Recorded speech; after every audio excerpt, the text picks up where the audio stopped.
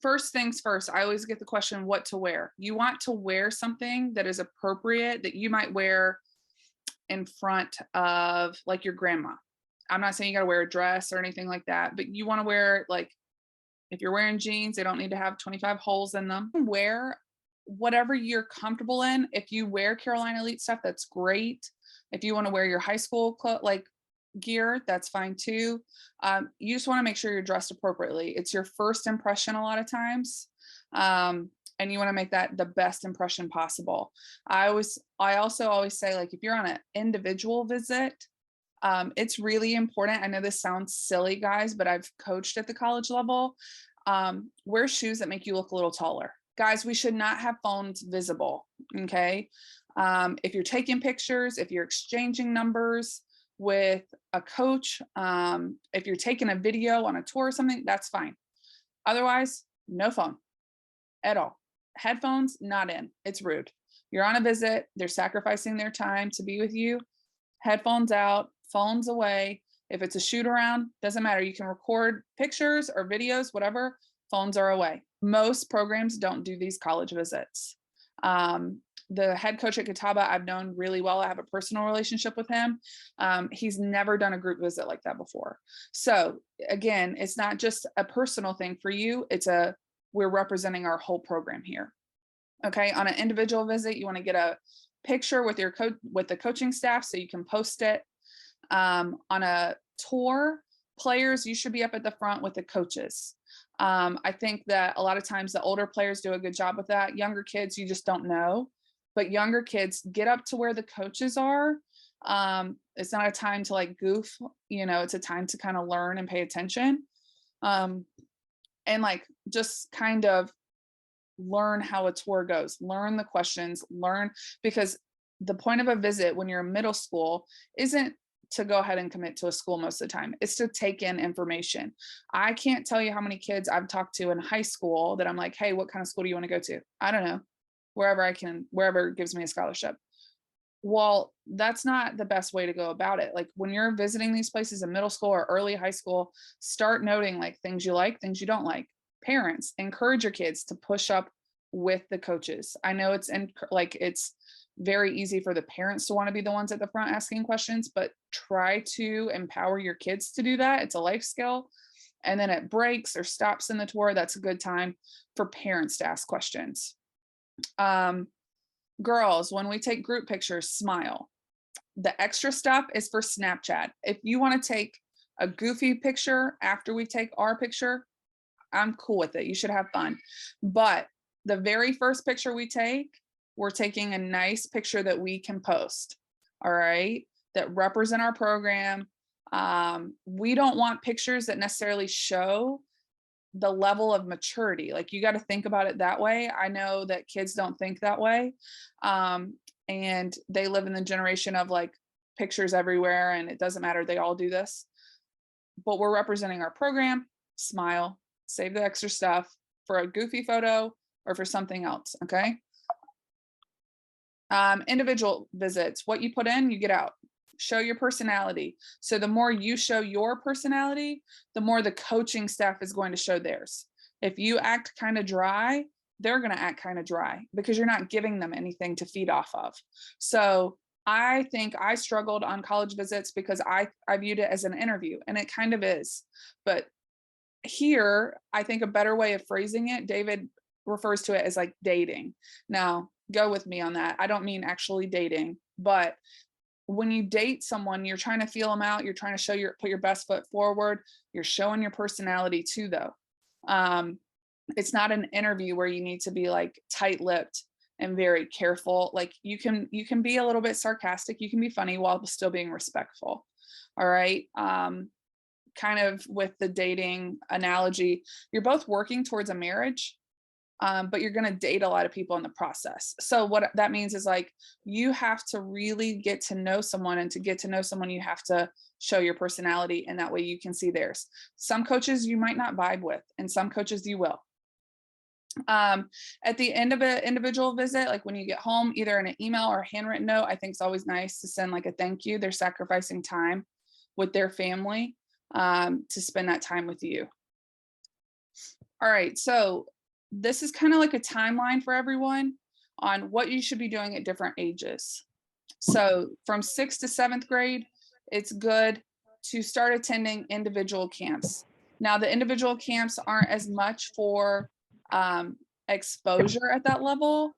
It's more for getting a feel of the environment. When you get older, you're going to attend more individual events, and it's not team oriented. When you play AAU, it's team oriented. When you play school ball, it's team oriented. These individual events are not.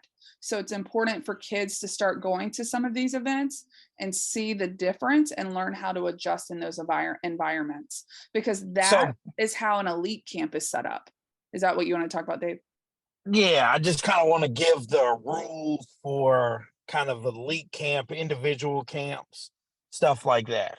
There's a couple of things that, like kids, when you go on this, you should think about how many people are left-handed. Not a lot. So you should never run down the left side of the court. All right. You need to be on the right-hand side. You never want to take the ball out.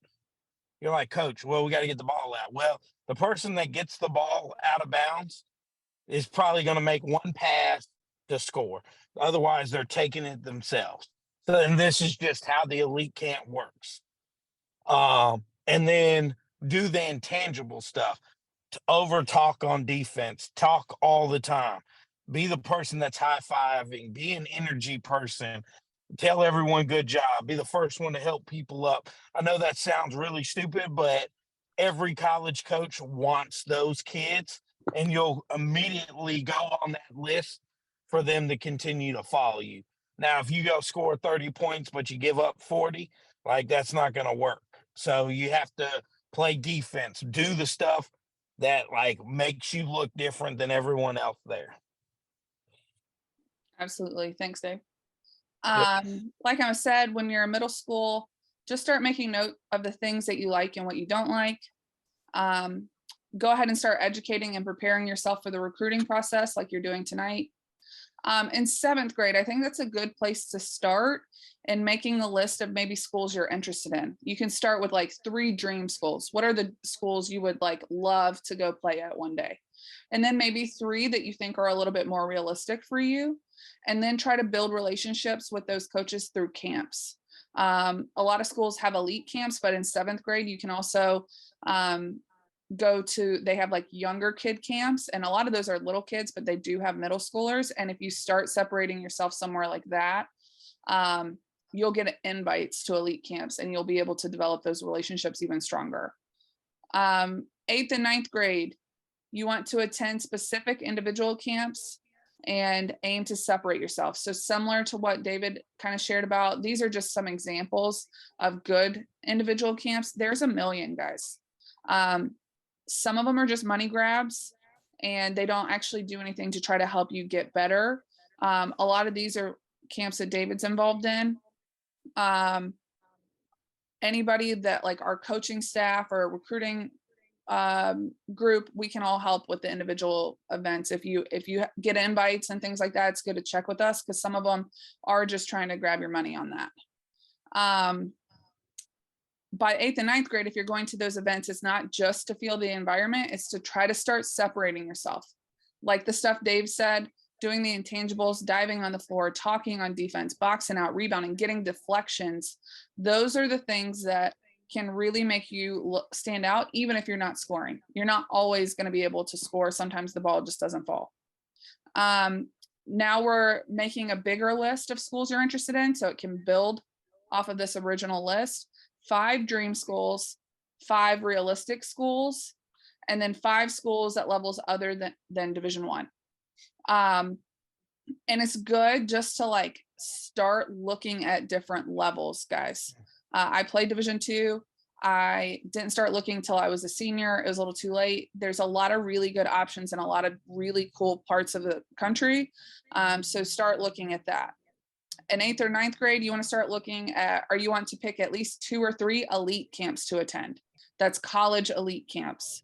You can always ask for input on where to go from our recruiting team or our coaches. But you can also just choose like, hey, I'm a real big Duke fan. I want to go to their camp. Certain schools will limit who can go, or it'll be certain invites. Not by ninth grade, guys, you should be watching film, you should be lifting weights, you should be working on plyometrics, and you should be conditioning. All right, that's outside of normal basketball workouts. Guys, watch college basketball. By the eighth and ninth grade, you should be watching college basketball, not to just watch and see who wins, not to just watch South Carolina because you love South Carolina and they're undefeated. You want to start paying attention to playing style. You want to start watching to how the coaches are coaching. What do they look like on the sideline? Certain coaching staffs have certain styles of play. So David and I were talking earlier, for example, like Presbyterian runs a Princeton offense. So it's read and react. If you play at a high school or AAU team that just runs 2,500 plays every single time, some of these coaching staffs that run read and react may not recruit you because you don't know how to read the defense. When you play in college, it's way less run this play. Like you move to X spot, Y spot, Z spot, and you play basketball. You have to read the defender and you make a choice off the screen or how to cut. Those are things you want to start watching in eighth and ninth grade. If you are a kid who wants to go to a high academic school, Davidson, Ivy League, something like that, by the ninth grade, you probably need to go ahead and make a plan for taking the SAT or ACT. That's not to make anybody freak out. I'm talking about the kids who are taking early APs. You know that's the route you want to go. The reason that that's important is because if you don't have a SAT or ACT score, those schools aren't going to be able to recruit you as early because it is dependent on your SAT, ACT, GPA, and all of that. So Britt, go ahead. I just want to like kind of piggyback off that. So like there's people in our program that are getting recruited by Columbia, Harvard, Davidson, and other ones, and like they couldn't get the offer. They couldn't really offer the kid until they had, their GPA. They had to have certain benchmarks that they had to see before they could put the offer on the table. For instance, Duke University cannot make anyone an offer until their fall of their junior year. Like the school will not allow them. But this is stuff like having the SAT early, then you got a good enough grade to get into Harvard or Columbia or Princeton. Like then those people are more invested in recruiting you harder. This is Lynn, just to give you an example on that. We had a kid that was being recruited at Davidson last year, and they said, "Hey, we clearly want her on the team. We were ready to offer. However, the sum of her SAT plus her GPA and some formula has to be over a certain amount, or she can't get into the school no matter how bad we want her on the school team." And this particular player went to a high school that they didn't have a lot of the classes that you could take, like get an A and get like 5 points, like AP stuff. So like her actual high school limited her on her GPA. Like she just couldn't get more than a 4.0. They didn't have enough things that allowed her to do that. So for her SAT, she had to have like a 1380. And she had taken it like as a freshman, or maybe even maybe in between her freshman 8th grade year.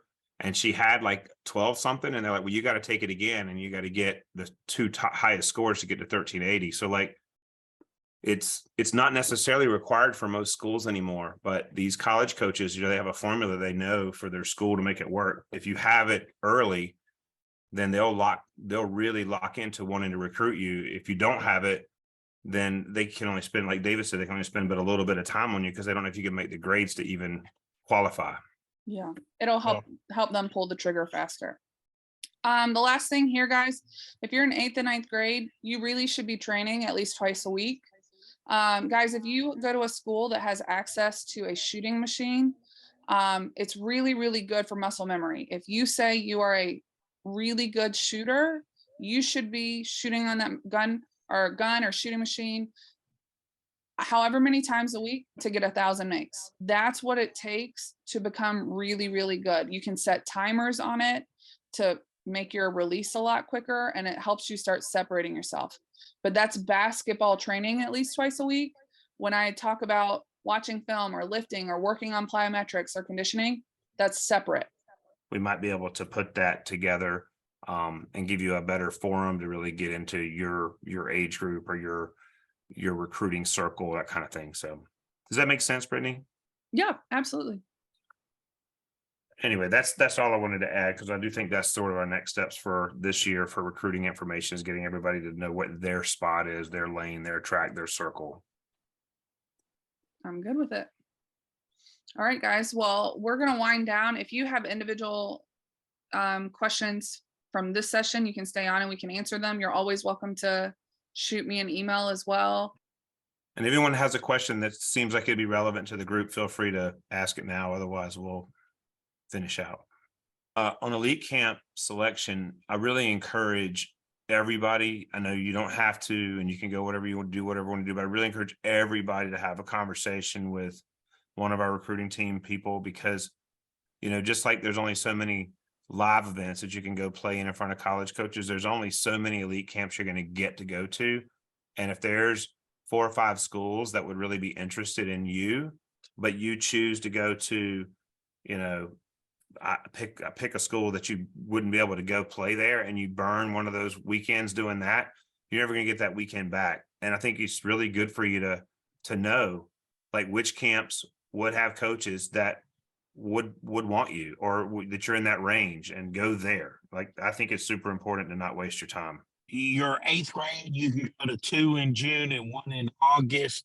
Your 9th grade to 10th grade year, you should be going to 2 in June and 2 in August, if not more, because you don't know, like, all the coaches want to see you there. They want to put you up against other people, stuff like that. Well, that's kind of like the rule of thumbs. On